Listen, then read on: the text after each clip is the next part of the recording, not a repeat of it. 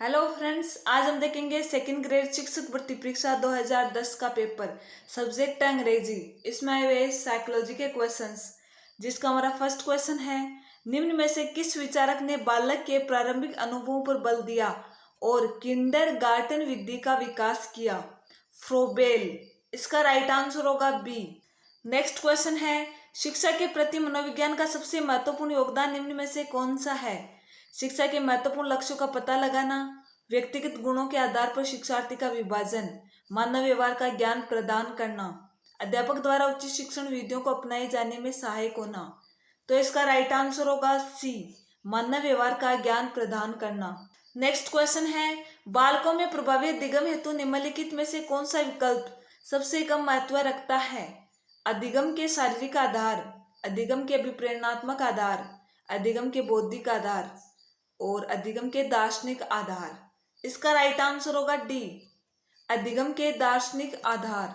Next question है, अधिगम के निम्न सिद्धांतों में से किस में प्रतिक्रिया होने पर पुनर्बलन देने का सुझाव दिया गया? संबंध प्रतिक्रिया सिद्धांत, सूझ का सिद्धांत, चालक न्यूनता का सिद्धांत, क्रिया प्रसूत सिद्धांत। इसका राइट आंसर होगा ए, संबंध प्रतिक्रिया सिद्धांत।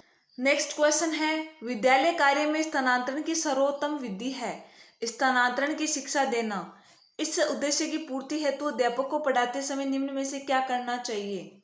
रटकर सीखने की आदत का विकास, सूझ द्वारा सीखने की आदत का विकास, विषय वस्तु में समानता एवं भिन्नता पहचानने की आदत का विकास, कक्षा में सीखे ज्ञान और कौशल को अन्य स्थितियों में प्रयोग करने के अवसर प्रदान करना। तो इसका राइट आंसर होगा डी।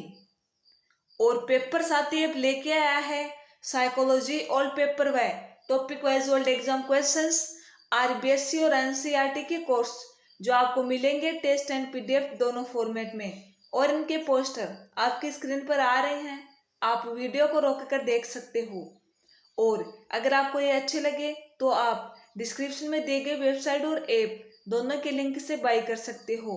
और ध्यान रखें, बाय करने से पहले ऊपर एक डिस्काउंट कूपन कोड भी दिया हुआ है डिस्क्रिप्शन में, वो देख कर जाए और वो अप्लाई करे, आपको एक्स्ट्रा डिस्काउंट भी मिलेगा।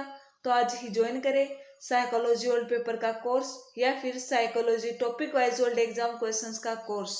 नेक्स्ट क्वेश्चन है, वाटसन के अनुसार शैशवावस्था में सीखने की सीमा और तीव्रता विकास की ओर किसी भी अवस्था की तुलना में अधिक होती है। इस कथन को ध्यान में रखकर शैशवावस्था में शिक्षा के आयोजन हेतु निम्न में से कौन सी क्रिया का निषेध होना चाहिए? आत्मनिर्भरता का विकास, जिज्ञासा की संतुष्टि, मूल प्रवृत्तियों का दमन, क्रिया द्वारा सीखना। इसका राइट आंसर होगा सी, मूल प्रवृत्तियों का दमन। नेक्स्ट क्वेश्चन है, निम्नलिखित में से कौन से विकल्प में संप्रति विकास की क्रियाएं दी गई है? वर्गीकरण, पृथक्करण एवं सामान्यीकरण। इसका राइट आंसर होगा सी। नेक्स्ट क्वेश्चन है, निम्न में से किस मनोवैज्ञानिक का कथन है कि संपूर्ण व्यक्तियों को उनके व्यक्तित्व के आधार पर दो में से एक श्रेणी अंतर्मुखी अथवा बहिर्मुखी में रख सकते हैं? यह सेल्डन, युंग, क्रेचमर, मोली। इसका राइट आंसर होगा बी, युंग। नेक्स्ट क्वेश्चन है, व्यक्तित्व निर्धारण हेतु शाही के धब्बों के द्वारा परीक्षण का निर्माण निम्न में से किसने किया? रोड्सा, वुडवर्थ, मुरे, केटल। इसका राइट आंसर होगा ए, रोड्सा। नेक्स्ट क्वेश्चन है, एक बालक जो पढ़ने में कमजोर है अपनी असफलता का कारण अध्यापक का पक्षपात बताता है, वह निम्न में से किस रक्षा युक्ति का प्रयोग कर रहा है? उत्क्रमण, रचना, प्रक्षेपण, दमन, क्षतिपूर्ति। इसका राइट आंसर होगा बी, प्रक्षेपण। नेक्स्ट क्वेश्चन है, निम्न में से गिलफोर्ड ने कौन सा बुद्धि का सिद्धांत प्रतिपादित किया? बुद्धि संरचना सिद्धांत, बुद्धि का एक खंड सिद्धांत, बुद्धि का द्विखंड सिद्धांत, बुद्धि का बहुखंड सिद्धांत। तो इसका राइट आंसर होगा ए, बुद्धि संरचना सिद्धांत। नेक्स्ट क्वेश्चन है, एक बालक की आयु 12 वर्ष है, बीने का बुद्धि परीक्षण करने पर यह 15 वर्ष के सामान्य बालक के समान अंक प्राप्त कर सका। उसकी सही बुद्धि लब्धि निम्न में से किस विकल्प में दी गई है? तो उसकी बुद्धि लब्धि होगी 125। इसका राइट आंसर होगा डी। नेक्स्ट क्वेश्चन है, सृजनात्मकता एवं बुद्धि के सह संबंध के बारे में निम्न में से कौन सा कथन सत्य है? व्यक्ति जितना अधिक बुद्धिमान है उतना ही अधिक सृजनात्मक होता है। बुद्धि परीक्षण द्वारा सृजनात्मकता का सही मापन हो सकता है। सृजनात्मक होने के लिए प्राय औसत से अधिक बुद्धि होनी चाहिए। बुद्धि परीक्षणों एवं सृजनात्मकता के परीक्षणों की विषय वस्तु में कोई अंतर नहीं होता है। तो इसका राइट आंसर होगा सी, सृजनात्मक होने के लिए प्राय औसत से अधिक बुद्धि होनी चाहिए। नेक्स्ट क्वेश्चन है, निम्न में से कौन से प्रेरकों का वर्गीकरण गेरेट द्वारा किया गया?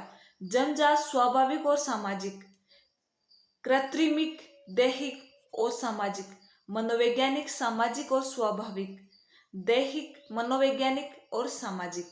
तो इसका राइट आंसर होगा डी। नेक्स्ट क्वेश्चन है, कक्षा में प्रेरणा युक्त वातावरण बनाने हेतु अध्यापक को निम्न में से कौन सा कार्य नहीं करना चाहिए? कक्षा में प्रथम आने वाले बालक को कमजोर बालकों की सहायता करने के अवसर देना, कक्षा में प्रथम आने वाले बालक की प्रशंसा करके कमजोर बालकों को और मेहनत करने के लिए प्रेरित करने का प्रयास करना, कमजोर बालकों का ध्यान लक्ष्य की ओर स्पष्ट करना, कमजोर बालकों की प्रशंसा करने के लिए अवसरों का अधिक से अधिक प्रयोग करना।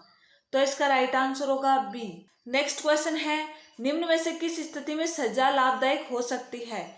जब बालक समझे कि सजा उसे नहीं उसके गलत व्यवहार के कारण दी गई है, जब सजा सबके सामने दी जाए, जब अध्यापक बालक को स्वयं सजा न देकर प्रधानाध्यापक द्वारा सजा दिलवाए, जब बालक सजा का आदी हो जाए।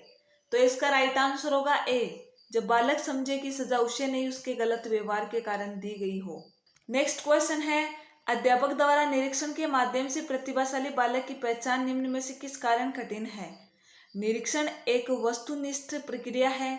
निरीक्षण प्रक्रिया बहुत कठिन है। निरीक्षण द्वारा भावात्मक समस्या से ग्रस्त प्रतिभाशाली बालकों की पहचान अध्यापक द्वारा नहीं हो सकती। और नेक्स्ट है, बालकों के व्यवहार का निरीक्षण कोई विशेषज्ञ ही कर सकता है। तो कौन सा कारण कठिन है? इसका राइट आंसर होगा सी। नेक्स्ट क्वेश्चन है, व्यक्तिगत विभिन्नता के आधार पर शिक्षा देने हेतु निम्न में से कौन सा विकल्प उपयुक्त है?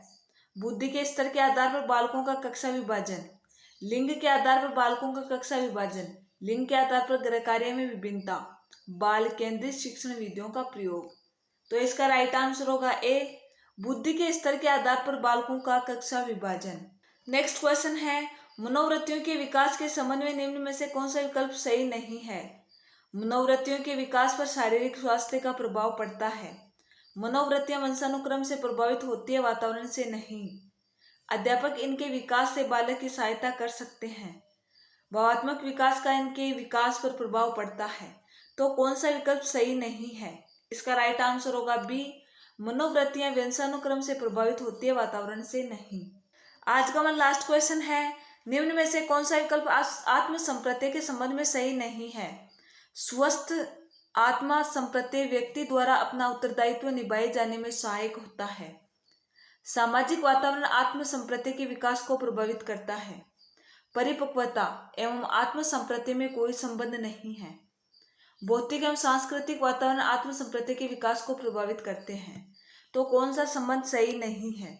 इसका राइट आंसर होगा सी, परिपक्वता एवं आत्म संप्रत्यय में कोई संबंध नहीं है। और अगर आप चैनल पर नए हैं तो चैनल को सब्सक्राइब करें, वीडियो को शेयर करें।